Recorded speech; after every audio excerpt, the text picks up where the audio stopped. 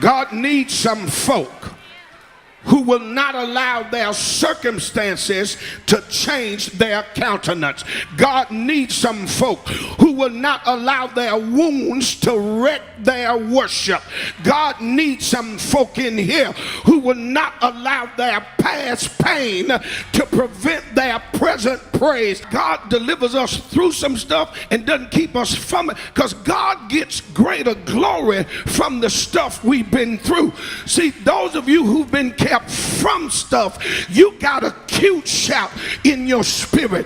But the folk in here who will tear up this place are folk who've been through something. May I suggest to you tonight that if there's anything that encapsulates, synonymates, and surmises the condition that we're in, which is the very result of our own decisions and our behavior, is because we're human. It's something wrong with all of us. I don't think you're hearing what I'm telling you tonight. I know you're a good father. You're not a deadbeat dad. You work hard every day. You're a good mother. You can bring home the bacon fried up in the pan, come out looking like a domestic diva every day. You practice good pedagogical practice, but put every mama and every daddy in the same bag tonight. There's something wrong with all of them. I need you, however, to do me a favor. Now that you know what you know, don't ridicule me.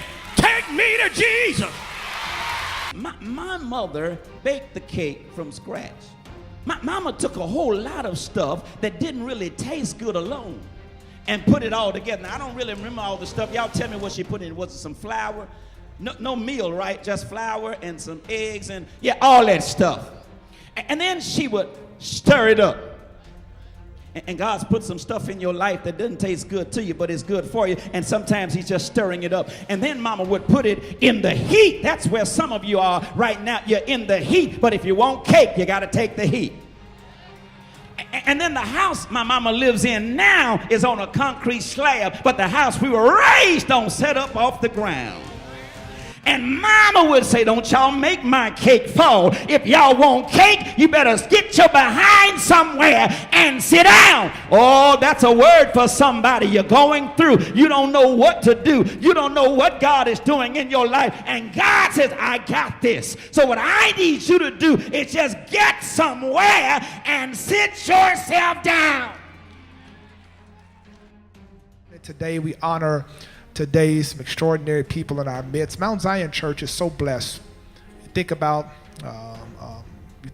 the years of this church, how many years this church has been in existence, and of course, we certainly want to acknowledge today some very, very special people. Many of you who have joined our church maybe over the last 10, 15 years may not know that the woman to whom I am about to honor tonight, Mrs. Iris Brandon, was my very first secretary.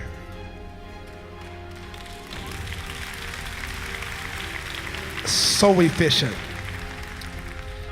She prayed and covered this young preacher and made sure that I didn't miss an appointment. It was just me and Miss Brandon in Jefferson Street location. And every morning we just love on each other, and I would thank God for her and how the Lord has sustained her and kept her. Mother Iris Brandon is a 50-plus member of our church, which means she's been a member of our church for over 50 years now. I'm sure it's probably now over 60 years or so, but we are so grateful and we honor you today. We've got a special presentation for you, Mother Brandon. If you just stand up just for a second, we just want to honor you and give you your flowers while you can smell them.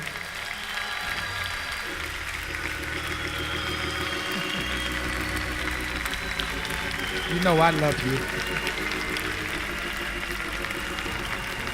Wow. I hope my life honors God the way theirs has. How do I get myself to that point? How do I build spiritual momentum?